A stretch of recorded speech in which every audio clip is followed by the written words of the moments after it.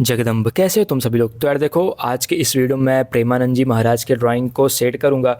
हालांकि मैंने कुछ दिन पहले आउटलाइन बनाकर वीडियो अपलोड कर दिया था। अगर तुम लोगों ने नहीं देखा है तो यार जाओ वीडियो को देख लो, मैं डिस्क्रिप्शन बॉक्स में उसका लिंक दे दूंगा। और हाँ यार, सबसे पहले मैं सेटिंग करूंगा फेस पर। जो इनका तिलक है वो मैं कलर में रखूँगा, और जो इनका चोला मतलब जो वस्त्र है उसको मैं कलर करूँगा, ठीक है। और बाकी सब मैं पेंसिल से स्केच ही करूँगा। तो सबसे पहले मैं फेस के एरिया में शेडिंग करूँगा, और शेडिंग करने के लिए मैं लाइट प्रेशर का यूज़ करूँगा। बट हाँ, आई पे मैं हल्का सा डार्क कर रहा हूँ, तो तुम लोग भी डार्क कर लेना यार, क्योंकि आई डार्क होता है तो कोई दिक्कत नहीं इसमें। तो कुछ दिन पहले मैं पेंटिंग करके कुछ वीडियो अपलोड किया था, जो कि यार मैं स्टार्ट कर चुका हूँ। हालांकि जितना है अभी तक उतना ही है, अभी मैं बिल्कुल भी एक्स्ट्रा पेंटिंग नहीं किया हूँ।